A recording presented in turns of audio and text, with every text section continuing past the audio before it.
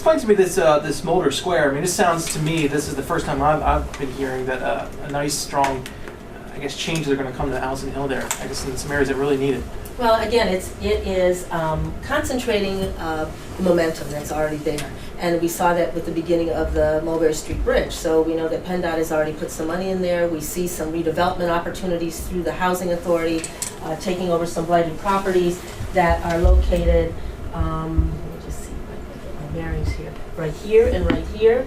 And so you're coming across the Mulberry Street Bridge, which is an awesome opportunity, an entrance from the downtown into Allison Hill. And then how can we capitalize on that? So it really is everything kind of coming together and an opportunity to really focus on our efforts and our resources on an area. What type of, I mean, what do you see in that neighborhood that could really benefit from this type of money? I mean, what kind of attracted you there? Well, again, with the Housing Authority taking advantage of these blighted properties, and there will be 60 apartments there, again, affordable apartments. It's going to give housing opportunity because we know that there is a need for affordable housing in the city, and so this will allow some more opportunities for new housing here. And then also when you come down, when you go up Mulberry and then you come down Derry, that's a really neat little triangle with some stable neighborhoods like on Sylvan, and then some areas that might need a little bit of attention over here. But we already see Brethren Homes, they're building up in that area, and we're looking at some of these repository areas that we could take advantage of, and then remove some of the blight and really dress that area up. If you notice that up here, when you come up here at the little triangle there's a really old horse trough. It's part of the historic area, and we're hoping to kind of revitalize that too and make that square really look nice.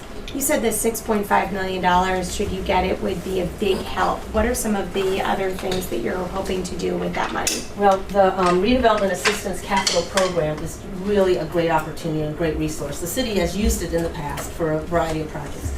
And when you get that kind of lump sum, it does allow you to remove the blight, so there's demolition and acquisition.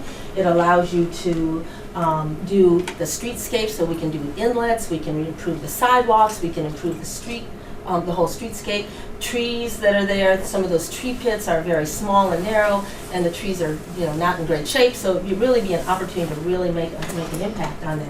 In addition, as we had mentioned, that there are a lot of businesses that are located kind of in this area, so we're hoping to help them as well. And if they need some help with their structures or their their storefronts, then that would be an opportunity to dress those up as well. You said you've been talking to some of the business owners there. I mean, what's their impression of hearing that that the city's applying for this money, that actually they're going to put some resources in that area? It seems like you talk to people before on the street, they always felt like they were left alone. Well, nobody cares about Allison Hill. Well, businesses are in it to not only make money, but to also help the people that are there that live in that neighborhood. So they're looking for increased foot traffic. They're hoping that would be helpful. They're looking for a revitalized area to make people want to come down there and live there. We're going to have a variety of new housing opportunities, so there will be more people that have a ability to live there and then need some amenities. So that's what they're seeing. They're seeing that, hey, there's more opportunity for business growth. What's your overall vision for that neighborhood? Again, I mean,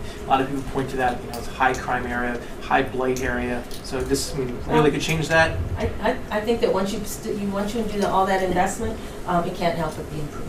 And I think that's what we're looking for. And again, we're going to be having some public meetings as we had talked about, so the people will have some say and some input as to what they'd like to see. But I think that people in general are just going to be happy that the blight is going to be looked at and some opportunities for new housing. Has there ever been a time where you've been able to invest this much into one pocket of the city like this? Well, Allison Hill has a history of some investments. There's Mount Pleasant. There's some other areas in here that have had, certainly Hamilton Health has done some investing here. So what we're saying is there have been some pockets of investment, but is there an opportunity to capitalize on the bridge, because that investment is there, capitalize on this private, when I say private, the Housing Authority, they're already looking at it. So how can you help this and then connect, all that cool restructuring of the bridge? I mean, it's a beautiful bridge, and then make that gateway really attractive. So to answer your question, there have been times of investment in Allison Hill, but what we're seeing is that you got to keep after it. you can't just say, okay, this year we did this and this year we did this. It's really got to all come together at one time to make the fullest impact. Jackie, RCAP grants are very competitive grants. WCI partners have received RCAP grants, Susquehanna Art Museum, as you just mentioned, Hamilton Health Center. Are you aware of any other developers or any other entities that will be submitting RCAPs through the city? Because you'll basically be in competition with them. Competition, yes, maybe. I guess we don't really see it that way. We see that every RCAP application means that there's investment and interest in the city. Yes, there are quite a few RCAP applications that I think that will be going in from different aspects and developers from the city of Harrisburg, but I don't see that as anything but positive, because that does mean that there are people, it's a match. It has to be a match anyways. It's a dollar for dollar match for RCAP. So that means that somebody else or something else is investing half of what they're going to be asking for, or as much as they're going to be asking for. So I think that means to me that people want to invest in Harrisburg. And do you feel comfortable with the Wolf administration recognizing Harrisburg as a distressed city?